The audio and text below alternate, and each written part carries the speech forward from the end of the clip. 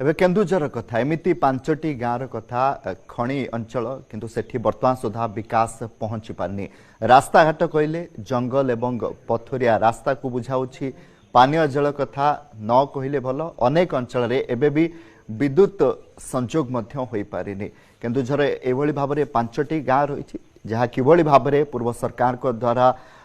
कौन विकास सेठी पहुंचा जाए ना किंतु खनि प्रभावित अंचल रही से आग सुविधा पाइबा कथा किंतु वर्तमान सुधा भी किभली भाबरे सेठारे लोक होउछंती रिपोर्ट देखिबा।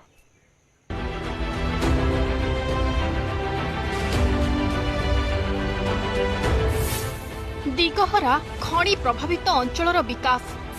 योजना अच्छी हेले लोके पाउनाहंती एहार लाभ आम टावर जगह को गोटे किलोमीटर कोडी टावर अच्छी से जगह को जीवो मेडिकल को फोन करिवो दुर्गमरे नाही नाहीर जीवन बंचुछंती अंचलवासी नाही रास्ता मिलुनी पानी गाँव रे होई पारुनी विद्युत संजोग सेमान कहउचंती तालपदाटा होती जंगल एरिया हाथी बाहरुचंती एन करी तम एरिया टाको करंट बता खनि प्रभावित अंचलवासी को अणदेखा केन्दुझर हरिचंदनपुर ब्लॉक रे थिबा बरेईकोड़ा ग्राम पंचायत खनि प्रभावित एही अंचल तालपदा गुमुड़साही कंटाझरी दलकीसाही गोपी सागर भली आदिवासी दुर्गम गाँ गुड़िक विकास शून्य होई पड़ी रही ना एठी संजोग होई परिछि पक्का रास्ता ना एठी पहुंची वसुधा रास्ता पानी भली मौलिक सुविधा पाई संग्राम करुछंती अंचलवासी रास्ता भी जो ब्लॉक मध्य जो ये 8 लाख काम भी आसला कहीं केते 8 लाख काम कौन भी काम किसी टंकार मूल्य भी नहीं कि सरकार को आमे तो बारंबार भी आमे लिखित आकार में जन देचु ता माध्यम भी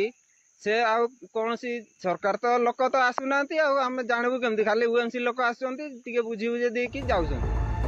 दैतारी ठारू तालपदा एवं तालपदा ठारू बरेईकोड़ा पंचायत मुख्यालय पर्यंत पाखापाखि 8 किलोमीटर पहाड़िया माटी रास्ता एबे मरण जंता पलटिथिबा बेले रास्ता सारा खाल खमा एवं कादो होई पड़ी रहिछि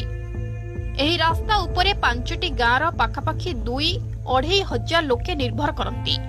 मात्र आज जाए होई पारिनी रास्ता समस्यार समाधान सेही भली दैतारी तालपदा रास्ता ठारू डैम साइड दलकीसाही और गोपी सागर पर्यंत पाखापाखि 5 किलोमीटर जंगली पथुरिया रास्तार मध्य समान अवस्था ना या किछि है नहीं खाली ना को ओएमसी पुस्तकग्राम करिछि रास्ता घाट सुविधा नहीं पानी पानी रो किसी सुविधा नहीं आ धरि न गोटे कौन से गोटे पेशेंट है हमर घरे सीरियस पेशेंट है आम मेडिकल को फोन कला या टावर भी प्रोब्लेम बहुत गछरे चढ़ीबू कि गोटे किलोमीटर जीवू फोन करूँ आसला बेलू से आम्बुलांस आसला बेलू आज्ञा घंटे 2 घंटा समय हो जाइए नूतन सरकार तो देखिए कौन कहबू ए पर्यंत किसी कही नहीं कौन करुँच न करें आम कहबू आ दलकीसाही ठारू गोपीसागर एवं तालपदा रास्ता ठारू कंटीझरी जीवाक हेले बाटरे पड़े नाଳ हेले नाଳରେ पोल नथिबारु सेही नाଳ डेई प्रत्येक दिन सेठाकार लोके चलप्रचल करती तेबे वर्षा दिने नाଳ पानी बढ़ी जिबारु लोके एक प्रकार बाह्य जगतरु विच्छिन्न हो जाती माइनिंग छाती ऊपर अच्छी आम ताड़पदार भाई माने किसी सहयोग पाई पारु नांती जेहेतु मु आगामी दिन को आम ताड़पदा कंटाझरी भाई माने किसी जदि माने किसी सहयोग पाइबे नहीं आगामी दिन को संघर्ष करिमु बोली मु कहूची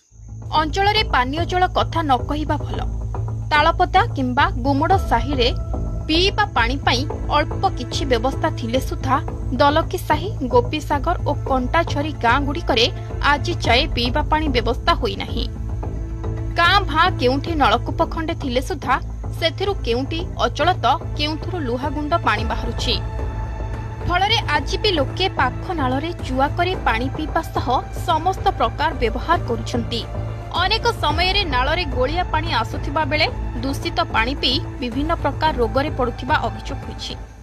सरकार को तो सारा आम कहया को नियम तो बहुत कहूछु हेले काई इना पर्यंत हेई पारुने ओमसी को भी कहला ताकर भी हो नहीं केते सरपंच गलनी केते मंत्री गलनी तथा भी हेई पारुने कोन करू सारे एठी के सरकारी बाबू माना आसंती ନା କେହି ନାହିଁ ଇଲେକ୍ସନ ବେଳକୁ ଆସନ୍ତି ଇଲେକ୍ସନ ସରିଲା ବେଳକୁ ଆଉ କେହି ଆସନ୍ତି ମେଡିକାଲ ପେସେଣ୍ଟ ଏମିତି ଯଦି ଚାଲିପାରୁଥିବ ଯେମିତି ଚାଲିକି ଯାଉଛନ୍ତି ନହେଲେ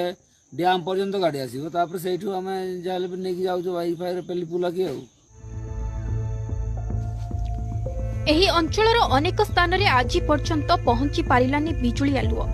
କଣ୍ଟାଛରି ଦଲକିସାହି ଗୋପୀସାଗର ଗାଁକୁ ବିଜୁଳି ସଂଯୋଗ କରିବା ପାଇଁ ଦୈତାରୀ ଖଣି କର୍ତ୍ତୃପକ୍ଷ ଦୀର୍ଘ ଦିନରୁ ଇଲେକ୍ଟ୍ରିକ୍ ପୋଲ୍ ପୋତିଛନ୍ତି।